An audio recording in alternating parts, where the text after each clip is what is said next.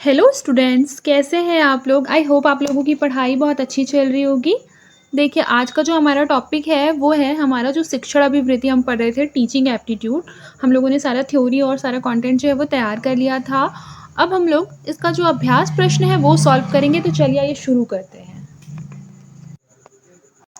देखिए, यहाँ पर लिखा है, निम्नलिखित में से कौन सा गैर तकनीकी परास्नातक शिक्षा हेतु स्वयं पाठ्यक्रम का राष्ट्रीय समन्वयक है। तो इसका जो करेक्ट आंसर हो जाएगा, ये बताइए कौन सा हो जाएगा। Option number A Akhil Bharatiya तकनीकी शिक्षा परिषद, ऑप्शन नंबर बी राष्ट्रीय तकनीकी शिक्षक परीक्षण एवं शोध संस्थान, तीसरा है राष्ट्रीय शैक्षिक शोध एवं प्रशिक्षण परिषद, और उसके बाद है विश्वविद्यालय अनुदान आयोग यूजीसी। तो बताइए कौन सा नेट का एग्जाम लेता है। बिल्कुल सही, यूजीसी लेता है। इसका करेक्ट आंसर हो जाएगा यूजीसी। और यूजीसी ने ही गैर तकनीकी परास्नातक शिक्षा हेतु स्वयं पाठ्यक्रम का राष्ट्रीय रूप से उसने क्या किया है, इसको शुरू किया है, यानी कि इसका समन्वयक है। ठीक है, यानी नेतृत्व करता, एक तरीके से कह सकते हैं। समन्वयक का मतलब होता है नेतृत्व करता। तो यूजीसी ने क्या किया है, स्वयं शुरू किया है। और स्वयं क्या है, तो परास्नातक शिक्षा के लिए एक प्लेटफॉर्म है।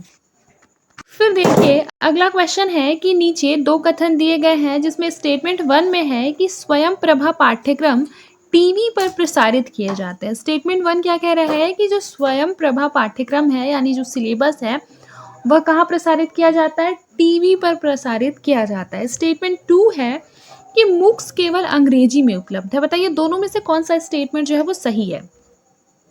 तो याद रखिए, जो एक स्टेटमेंट है हमारा वो सही है, और जो दूसरा स्टेटमेंट है कि मूक केवल अंग्रेजी में उपलब्ध है, ये चीज़ क्या है, गलत है। मैंने इसका आपको ट्रिक्स और टिप्स वाली क्लास में सब कुछ बताया है। अगर आप लोगों ने नहीं देखा होगा, प्लेलिस्ट में जाकर देख सकते हैं। ठीक है, जब भी मैं एमसीक्यू पढ़ाती हूँ तब कहीं ना कहीं मैं बहुत से ट्रिक्स बताती हूँ आपको। तो इसलिए आप लोग मेरा एक भी एमसीक्यूज वाला क्लास ना छोड़े। ठीक है, प्लेलिस्ट में जाके बाकी के सभी क्लासेस जितने होंगे वो देख लीजिएगा। तो देखिए, जो इसका जो करेक्ट आंसर हो जाएगा, ये हो जाएगा ऑप्शन नंबर सी। ठीक है, पहला सही है और दूसरा क्या है, गलत है। क्योंकि जो मैंने आपको बताया है, जो मूक है वो हिंदी में भी उपलब्ध है, चीनी, पुर्तगाली, स्पेनिश और भी अन्य भाषा हैं जिसमें ये उपलब्ध है। अब देखिए, लिखा है किसी भी विद्यार्थी के प्रदर्शन की उसके पूर्व प्रदर्शन से तुलना करने की प्रक्रिया को क्या कहा जाता है। तो याद रखिए कि जब हम किसी स्टूडेंट की जो मतलब उसका जो परफॉर्मेंस है, उसके पूर्व परफॉर्मेंस से उसकी तुलना करेंगे, तो इस प्रक्रिया को हम कहते हैं स्वमानक आकलन। क्या कहेंगे, स्वमानक आकलन, ऑप्शन नंबर सी। फिर देखिए, लिखा है मूक्स के 4/4 प्रारूप में निम्नलिखित में से कौन सा शिक्षार्थियों और पाठ्यक्रम समन्वयकों के बीच अन्योन्य क्रिया को सुगम बनाता है। तो उसका करेक्ट आंसर हो जाएगा परिचर्चा मंच। फिर उसके बाद देखिए, निम्नलिखित में से किस विधि से परिसंवाद या विचार गोष्ठी को संबद्ध करके देखा जा सकता है। तो उसका करेक्ट आंसर हो जाएगा परिचर्चा विधि। क्या हो जाएगा, परिचर्चा विधि। फिर देखिए, आकलनों को अभिकल्पित करते समय परिणाम आधारित शिक्षा के अनुसार अध्यापक को निम्नलिखित में से किस पर ध्यान केंद्रित करना चाहिए। किस पर ध्यान केंद्रित करना चाहिए, बताइए। तो अधिगम परिणाम पर। किस पर, अधिगम परिणाम पर। अधिगम परिणाम का क्या मतलब होता है, लर्निंग का जो रिजल्ट आ रहा है, ठीक है, उस पर फोकस करना चाहिए। ठीक है, लर्निंग के रिजल्ट पर। अब देखिए, परंपरागत ऑफलाइन अध्यापन के लिए निम्नलिखित में से किस उपकरण का उपयोग किया जा सकता है। तो उसका जो करेक्ट आंसर हो जाएगा, ये हो जाएगा भौतिक प्रतिरूप। क्या हो जाएगा, भौतिक प्रतिरूप। अब देखिए, पूर्व स्नातक विषयों के लिए MOOC को विकसित करने का जो काम है वो निम्नलिखित में से किस राष्ट्रीय संयोजक को दिया गया है। तो उसका जो करेक्ट आंसर हो जाएगा, ये हो जाएगा ऑप्शन नंबर सी, शैक्षिक संचार संकाय यानी CEC को। देखिए, जब मैं आप लोगों को पढ़ा रही थी MOOC मूक के बारे में, जब मैं आप लोगों को पढ़ा रही थी, तो मैंने बोला था कि PYQ में जब हम क्वेश्चन देखेंगे तो सबसे ज़्यादा क्वेश्चन इसी से आते हैं। ठीक है, और आप लोग देख भी सकते हैं कि सबसे ज़्यादा क्वेश्चन अभी तक हम लोग मूक के बारे में पढ़ रहे हैं। देखिए, अगला क्वेश्चन देखिए, ऑनलाइन समुदायों में भागीदारी करने वाले व्यक्ति अज्ञात रह सकते हैं, यानी एनोनिमस रह सकते हैं, और कल्पित मुखवट बना सकते हैं। यह अज्ञातता का नैतिक सरोकार यह है कि यह क्या करता है, बताइए, कि यह अनैतिक व्यवहार में संलग्नता को क्या करता है, सुगम बनाता है। किसने कहा था शिक्षा मनुष्य में पहले से ही विद्यमान संपूर्णता का प्रकटीकरण है। बताइए, किसने कहा था कि शिक्षा मनुष्य में पहले से ही विद्यमान संपूर्णता का प्रकटीकरण है? तो ये कहा था स्वामी विवेकानंद ने। किसने कहा था? स्वामी विवेकानंद ने कहा था। देखिए फिर जो हमारा अगला क्वेश्चन है उसमें लिखा है कि अधिगम प्रबंधन प्रणाली के मामले में निम्नलिखित में से कौन सा जो स्टेटमेंट है वो सही है? पहला दिया हुआ है कि जो अधिगम प्रबंधन प्रणाली है वह क्या है? एक सॉफ्टवेयर है। दूसरा स्टेटमेंट है कि जो अधिगम प्रबंधन प्रणाली है उसका यूज़ जो होता है वो आभासी अध्यापक छात्र समूहों के लिए किया जा सकता है। तीसरा स्टेटमेंट है कि जो अधिगम प्रबंधन प्रणाली है वह एक हार्डवेयर है। फिर देखिए लिखा है कि जो अधिगम प्रबंधन प्रणाली है उसका जो यूज़ होता है वो ऑनलाइन क्विज़ यानी कि जो प्रश्न उत्तर होता है उसके लिए किया जा सकता है। फिर लिखा है अधिगम प्रबंधन प्रणाली का जो उपयोग है वो सांस्थानिक वेबसाइट बनाने के लिए किया जा सकता है। बताइए इसमें से कौन सा जो स्टेटमेंट है वो सही है? ऑप्शन से आप लोग देख सकते हैं। तो देखिए पहली बात तो ये, अगर मैं आपको एलिमिनेट करने का इसमें एक टेक्निक बताऊँ, तो सबसे पहले आप लोग एक चीज़ नोटिस कर रहे होंगे कि यहाँ पर लिखा है कि ये क्या है? एक हार्डवेयर है और एक सॉफ्टवेयर है, 2 स्टेटमेंट है। तो दोनों में से क्या होगा? ऑब्वियस सी बात है, एक गलत होगा और दूसरा सही होगा। ठीक है? अगर आप लोग थोड़ा-सा भी ध्यान देंगे, यानी कि 2 और 3 साथ में नहीं आएगा। तो ये ऑप्शन तो आप ईज़िली एलिमिनेट कर सकते हैं। ठीक है? फिर उसके बाद देखिए, उसके बाद आप लोग एक और स्टेटमेंट देख रहे होंगे कि सांस्थानिक वेबसाइट बनाने के लिए, आप खुद सोचिए कि सांस्थानिक वेबसाइट बनाने के लिए अधिगम प्रबंधन प्रणाली का यूज़ हो सकता है? नहीं हो सकता, क्योंकि 4 और 5 दोनों में से एक का ही इसमें क्या होगा? सही होगा। जैसे यहाँ पे लिखा है ना कि आभासी अध्यापक छात्र समूहों के लिए किया जा सकता है। किसके लिए किया जा सकता है? अध्यापक छात्र समूहों के लिए। यानी कि कहीं न कहीं प्रश्नोत्तरी से इसका जो है वो संबंध बता रहा है। तो इस तरीके से देखा जाए तो ये जो 5th है ये रॉन्ग हो जाएगा और करेक्ट आंसर आ जाएगा ऑप्शन नंबर सी। आपको इसी तरीके का थोड़ा-सा जो अप्रोच है वह एग्ज़ाम में लगाना पड़ेगा, तभी आपके जो क्वेश्चंस है वो सही होंगे। अब देखिए लिखा है निम्नलिखित में से कौन-सी एक शिक्षक केंद्रित विधि है? यानी कि टीचर पर आधारित कौन-सी ऐसा मेथड है जो टीचर पर आधारित है? तो बताइए कौन-सा है? बिल्कुल करेक्ट। निदर्शन विधि जो है वो टीचर पर आधारित है। देखिए अगला क्वेश्चन है पाठ्य चर्चा के संदर्भ में निम्नलिखित में से जो कौन सा स्टेटमेंट सही है आइए देखते हैं। तो देखिए पाठ्य चर्चा को नियमित रूप से आशोधित किया जाना चाहिए। दूसरा स्टेटमेंट है कि पाठ्य चर्चा में केवल सैद्धांतिक संकल्पनाएं ही होनी चाहिए। तो ये केवल वाला जो एक्सट्रीम है वर्ड है, ये वाला सेंटेंस रॉन्ग हो जाएगा। ठीक है, क्योंकि बेसिकली जो सिलेबस होता है उसमें कोई भी ओनली एंड वन चीज़ें नहीं होती है। सिलेबस में बहुत सारी चीज़ें जो होती हैं वो मिक्सअप होती हैं। देखिए फिर लिखा है पाठ्य चर्चा को देश की संवैधानिक अनिवार्यताओं से निगमित किया जाना चाहिए। तो यह क्या हो जाएगा? बताइए क्या हो जाएगा? ये सही हो जाएगा। फिर देखिए पाठ्य चर्चा को उद्योग व समाज की आवश्यकता के अनुसार बनाया जाना चाहिए। बिल्कुल सही है। ठीक है, पाठ्य चर्चा शिक्षक केंद्रित होनी चाहिए नहीं। कभी भी जो पाठ्य चर्चा है, जो आपका पाठ्यचर्या जो है वो शिक्षक केंद्रित नहीं बल्कि विद्यार्थी केंद्रित होना चाहिए, व्यापार केंद्रित होना चाहिए। मतलब जो भी आपको करना है लाइफ में, बेसिकली बोला जाए तो एक होता है ना व्यावहारिक शिक्षा, वैसी होनी चाहिए। ठीक है, तो ये क्या हो जाएगा? गलत हो जाएगा। तो 5th को आप हटा दीजिए तो आपका एक ऑप्शन हट गया और दूसरा जो केबल वाला मैंने हटाने बोला था तो ये ऑप्शन हट गया। 3 और 4 सही था, लेकिन फर्स्ट वाला भी हमारा सही था, यानी कि ऑप्शन नंबर सी इसका करेक्ट आंसर हो जाएगा। अब देखिए लिखा है निम्नलिखित में से परीक्षण के सामान्य मानदंड कौन कौन से हैं? बताइए परीक्षण के सामान्य मानदंड कौन कौन से हैं? तो इसका जो करेक्ट आंसर हो जाएगा ये हो जाएगा प्रशासनिक स्थिति हो जाएगा, समय सीमा हो जाएगा, प्रश्नों की प्रकृति हो जाएगा और अंक आवंटन हो जाएगा। लेकिन उच्च कोटि चिंतन कौशल के सभी प्रश्न जो है वो परीक्षण के सामान्य मानदंड नहीं है, क्योंकि आप लोगों ने देखा होगा कि जो चिंतन कौशल का बहुत उच्च कोटि का यानी कि बहुत हार्ड टाइप के क्वेश्चंस होते हैं वो जनरली कम ही होते हैं। ठीक है, मीडियम जो क्वेश्चन होता है ना लेवल का, वो क्वेश्चन जो होता है वो एग्जाम में ज़्यादा पूछा जाता है, आप लोगों ने भी देखा होगा।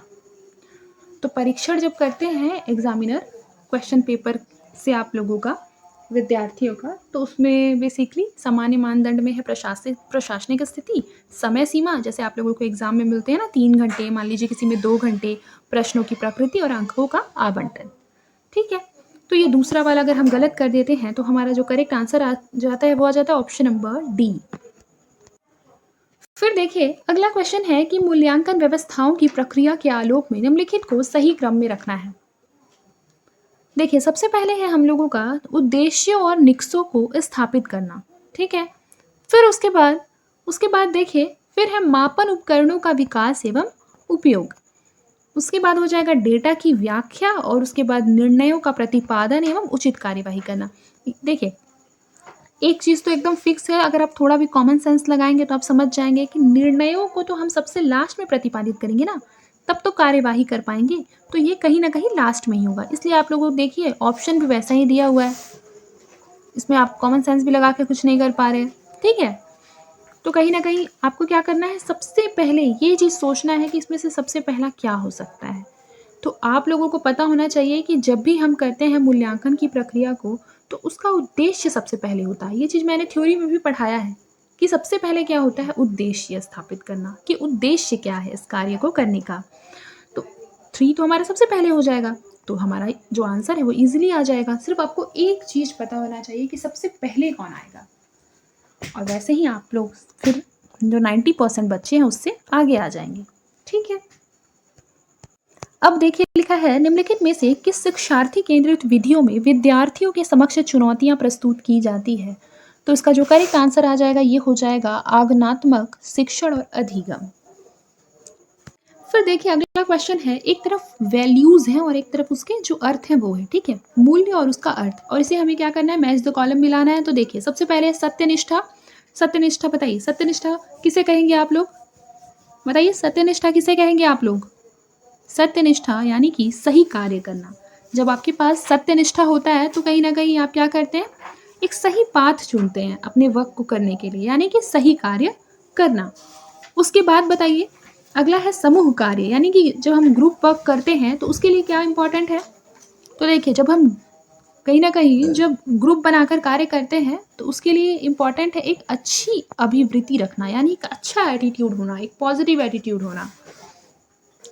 फिर देखिए अनुशासन। अनुशासन के लिए क्या इंपॉर्टेंट है, तो अनुशासन के लिए इंपॉर्टेंट हो जाता है समर्पण और अथक परिश्रम, बोलते हैं ना डेडिकेशन, हार्ड वर्क, उससे रिलेटेड होता है अनुशासन।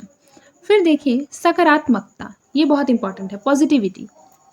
ये बताइए इसका अर्थ क्या होता है सकारात्मकता का, परस्पर सहायता एवं सहयोग करना। क्या करना, परस्पर सहायता एवं सहयोग करना। एक मिनट, ये मिसमैच हो गया। देखिए सत्यनिष्ठा का तो ये हो गया था सही कार्य करना, ठीक है, ए का हमारा 3 हो जाएगा। समूह कार्य का मतलब हो जाएगा परस्पर सहायता और सहयोग करना, ठीक है। जब आप ग्रुप में वर्क करते हैं तो कहीं ना कहीं उसके लिए इम्पोर्टेंट क्या होता है कि आप एक दूसरे का कितना सहयोग कर रहे हैं, जैसे कि आपके जो बैचमेट्स हैं या फिर आपके जो क्लासमेट हैं, आप उनका कितना सहयोग करते हैं, इसको बोलते हैं ग्रुप वर्क। अनुशासन के लिए तो मैंने बताया ना, डेडिकेशन बहुत ज़्यादा इंपॉर्टेंट होता है, और सकारात्मकता यानी कि एक अच्छा एटीट्यूड रखना, पॉजिटिव एटीट्यूड रखना, उसको बोलते हैं सकारात्मकता। देखिए इसमें क्या करना है, मैच द कॉलम है, ठीक है। रचनात्मक मूल्यांकन क्या होता है बताइए, तो रचनात्मक मूल्यांकन का अर्थ होता है यह विद्यार्थी के अनुदेशात्मक उद्देश्यों को प्राप्त करने में सफल अथवा असफल होने के संबंध में प्रतिपुष्टि करता है। उसके बाद है स्थानन। स्थानन का मतलब होता है प्लेसमेंट मूल्यांकन, ठीक है। जब पाठ्यक्रम अथवा विषय के लिए अभ्यर्थी की अभिरुचि का पता लगाना इसका मेन उद्देश्य है, और उसी के लिए प्रवेश परीक्षा कराई जा सकती है जब किसी का प्लेसमेंट करवाना हो, ठीक है। फिर एक होता है संकलनात्मक मूल्यांकन। संकलनात्मक मूल्यांकन में है कि यह कार्यक्रम गतिविधियों के समापन पर कार्यक्रम के महत्व के बारे में निर्णय करने की एक पद्धति है। फिर है उपचारात्मक मूल्यांकन, मतलब यह मूल्यांकन अधिगम की समस्याओं के लिए संभावित कारणों की व्याख्या प्रदान करता है, ठीक है, एकदम याद रखिएगा। अब देखिए क्या लिखा हुआ है, स्टेटमेंट 1 में बोल रहा है कि स्वयं का पूर्ण रूप है study web of active learning for young aspiring minds, ठीक है। स्टेटमेंट 2 है कि स्वयं का पूर्ण रूप है source with active young aspirational mindfulness.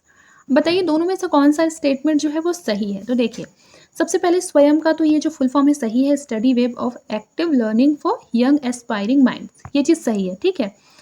लेकिन ये वाला गलत है, और जाहिर सी बात है दोनों में से एक सही एक गलत ही होता, तो ये वाला सही है और ये गलत है। हालांकि 50-50 आप लोग लगा सकते थे, सी और डी में आप कंफ्यूज हो सकते थे। अगर थोड़ा भी आपको कन्फ्यूज़न है तो। हालाँकि ये चीज़ जो है स्वयं का फुल फॉर्म वो काफ़ी ज़्यादा एग्ज़ाम में पूछा जाता है, आपको याद ही होना चाहिए। कुछ ऐसे महत्वपूर्ण फुल फॉर्म हैं जिसका क्लास मैं अलग से लूँगी, अगर आपको वो याद नहीं होगा तो उस क्लास को एकदम अच्छी तरह से देख लीजिएगा और अपने सारे दोस्तों के साथ शेयर भी कर दीजिएगा। देखिए अगला है कि शिक्षण के ऑनलाइन प्रकार यानी ऑनलाइन मोड में कोई भी शिक्षा की प्लेटफॉर्म में पठन सामग्री जैसे कि वर्क डॉक, पीपीटी, ई कंटेंट सामग्री इत्यादि को शामिल करता है। निम्नलिखित में से विद्यार्थी किस विकल्प का चयन करेगा? बताइए विद्यार्थी किस विकल्प का चयन करेगा? तो अधिगम प्रबंधन पद्धति का। अब देखिए लिखा है स्टेटमेंट 1 में कि मूक में शब्द मैसिव से तात्पर्य है कि इसमें अधिगमकर्ताओं की बड़ी संख्या हो सकती है जो किसी पाठ्यक्रम के लिए नामांकित हो सकते हैं। स्टेटमेंट 2 है कि मूक आईसीटी का उपयोग उन विद्यार्थियों तक शिक्षा को सुगम बनाने हेतु करता है जो दूरस्थ क्षेत्रों में विद्यमान है अथवा जो परंपरागत कक्षाओं तक पहुंचने में सक्षम नहीं है। बताइए कौन सा जो स्टेटमेंट है वो सही है? तो देखिए सबसे पहले याद रखिए कि जो फर्स्ट स्टेटमेंट है जिसमें लिखा है कि मूक में शब्द मैसिव का जो तात्पर्य है वो यह है कि इसमें अधिगमकर्ताओं की बड़ी संख्या हो सकती है। मतलब जो सीखने वाले जो विद्यार्थी हैं उनकी एक बहुत बड़ी संख्या है। उसका ही अर्थ होता है मैसिव। मैसिव मतलब एक व्यापक स्तर का उसका जो अर्थ होता है। तो ये बिल्कुल सही है। फिर ये लिखा है कि मूक आईसीटी का जो यूज़ है उन विद्यार्थियों में शिक्षा को सुगम बनाएगा जो कि बहुत ही दूरस्थ क्षेत्र के हैं। तो ये भी मैंने आपको मूक जब पढ़ाया था तो मैंने आप लोगों को ये सारी चीज़ें बताई थी। तो ये दोनों ही कथन सही है। देखिए लिखा है एक बच्चा जो अकेले किसी कार्य को करने में कठिनाई महसूस करता है वह इसे अधिक कुशल समकक्षियों एवं वयस्कों की मदद से अच्छी तरह से करने में सक्षम है। इसे इस रूप में अभिहित करते हैं। तो उसका जो करेक्ट आंसर हो जाएगा बताइए क्या हो जाएगा? बिल्कुल सही, समीपस्थ विकास का क्षेत्र। देखिए लिखा है यदि कोई बच्चा अन्य बच्चों के साथ अपने शर्मीले स्वभाव के कारण नहीं खेलता है तो व्यक्तिगत भिन्नताओं का निम्नलिखित में से कौन सा एक विकासात्मक क्षेत्र प्रभावित होगा? तो उसका जो करेक्ट आंसर हो जाएगा ये हो जाएगा 25 का सी, सामाजिक विकास।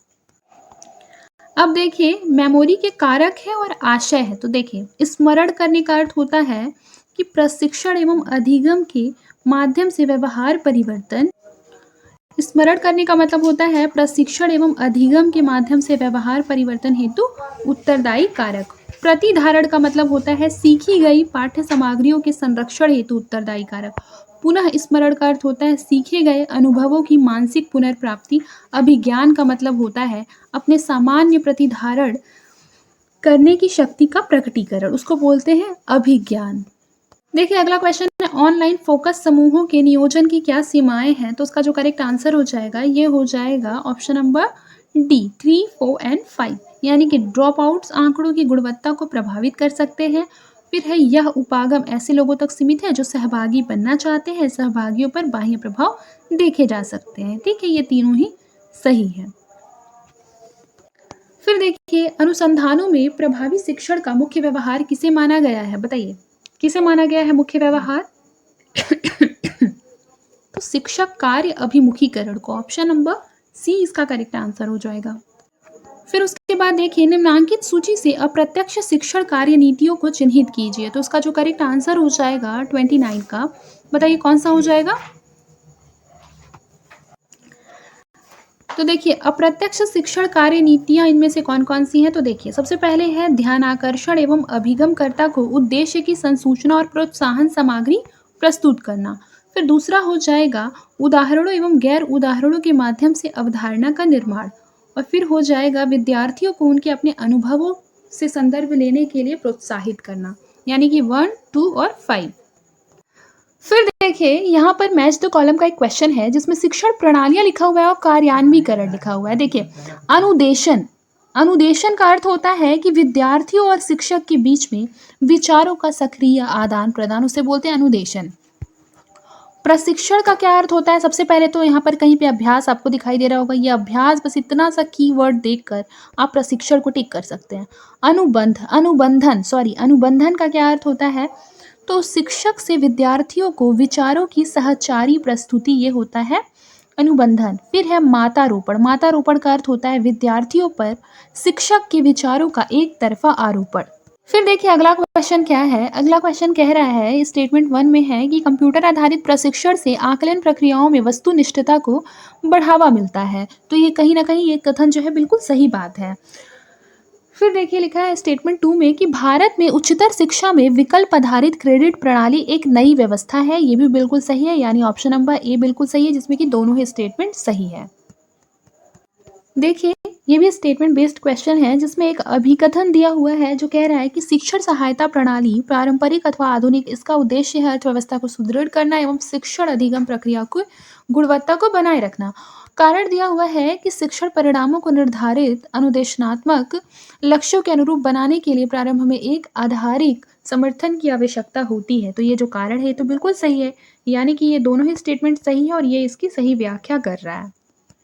अब देखिए अगला क्वेश्चन है, प्रभावोत्पादक शिक्षण में निम्नलिखित में से कौन सा प्रमुख व्यवहार है? तो उसका जो करेक्ट आंसर हो जाएगा ये हो जाएगा ऑप्शन नंबर डी, उन अधिगमकर्ताओं को विचार स्पष्ट करना जिनकी समझ का स्तर भिन्न हो सकता है। जिनकी समझ का स्तर क्या हो सकता है? भिन्न हो सकता है। इसे ही बोलते हैं प्रभावोत्पादक शिक्षण का प्रमुख व्यवहार। फिर देखिए लिखा है निम्नलिखित में से शिक्षण की उन रणनीतियों का चयन कीजिए जो कि अधिगमकर्ता केंद्रित है।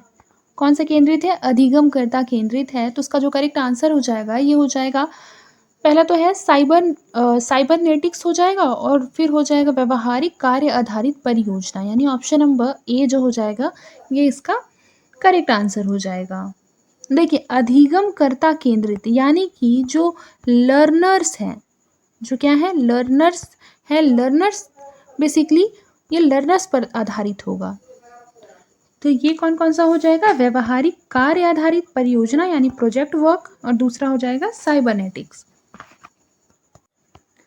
अब देखिए लिखा हुआ है कि निम्नलिखित में से कौन सा क्रम भारतीय उच्चतर शिक्षा में शिक्षण समर्थन प्रणाली के विकास को सही ढंग से जो है वो प्रतिबिंबित करता है। तो उसका जो करेक्ट आंसर हो जाएगा ये हो जाएगा कर्णिक मौखिक दृश्य परक, फिर है दृश्य श्रव्य और आईसीटी आधारित। ये इसका विकास का जो प्रणाली है ये इसका सही क्रम है, याद रखिएगा। कर्णिक मौखिक दृश्य परक, दृश्य और श्रव्य और आईसीटी आधारित। अब देखिए लिखा है निम्नलिखित में से किस मूल्यांकन प्रणाली में शिक्षण के दौरान अनौपचारिक रूप से मूल्यांकन होता है? तो उसका करेक्ट आंसर हो जाएगा निर्माणात्मक मूल्यांकन। देखिए लिखा है यदि शिक्षण को सात्यतक की तरह देखा जाता है तो निम्नलिखित में से कौन सी प्रकारता शिक्षक एवं अधिगमकर्ता के बीच सक्रिय आदान प्रदान को शामिल करती है? तो उसका जो करेक्ट आंसर हो जाएगा ये हो जाएगा अनुदेश। प्रभावी अधिकार क्षेत्र में संबंधित अधिगम परिणामों को इंगित करने के लिए निम्नतर से उच्चतर क्रम क्या है? तो उसका जो करेक्ट आंसर हो जाएगा ये हो जाएगा ग्रहण करना, उसके बाद है प्रतिक्रिया करना, फिर है मूल्यांकन करना, उसके बाद संगठन, उसके बाद है उसका चरित्रीकरण। याद रखिएगा, यानी कि ऑप्शन नंबर बी इसका करेक्ट आंसर हो जाएगा। ठीक है, बहुत लोग कंफ्यूज होके आंसर ये टिक किए होंगे एग्जाम में ऑप्शन नंबर सी, जिसमें 2 लास्ट में है कि मूल्यांकन करना है तो सबसे लास्ट में होगा, तो ऐसा नहीं है। ठीक है, ये अलग है। देखिए फिर अगला क्वेश्चन जो है वो मैच द कॉलम ही है, जिसमें योजना का अर्थ होता है या लक्ष्यों एवं उद्देश्यों का निर्धारण करता है। जैसे बोलते हैं हमने एक योजना बनाई, हमने एक प्लान बनाया, बिल्कुल वैसे। आयोजन करने का अर्थ होता है यह श्रोते एवं लोगों को एक साथ मिलाता है। बोलते हैं ना कि एक पार्टी बेसिकली ऑर्गेनाइज करते हैं या कुछ आयोजित करते हैं उस तरीके से। फिर अभिप्रेरण का क्या अर्थ होता है कि यह कार्य के प्रासंगिक क्रियाकलापों के विनियोजन को शामिल करता है। नियंत्रण का अर्थ होता है यह परिणामों की प्रतिपुष्टि को शामिल करता है और निष्पत्ति की तुलना के लिए अनुवर्ती कार्यवाही करता है। ठीक है, ये होता है नियंत्रण। आज हम लोगों ने 40 क्वेश्चंस किया, आई होप अच्छे से समझ में आया होगा। हम लोगों ने इसको एकदम बेसिकली बोला जाए तो डिटेल में पढ़ा है, तो आई होप आप लोगों को क्लियर हुआ होगा। बाकी के क्वेश्चन हम अगली क्लास में करेंगे। तब तक के लिए अपना ख्याल रखिए और मन लगाकर पढ़ाई करते रहिए।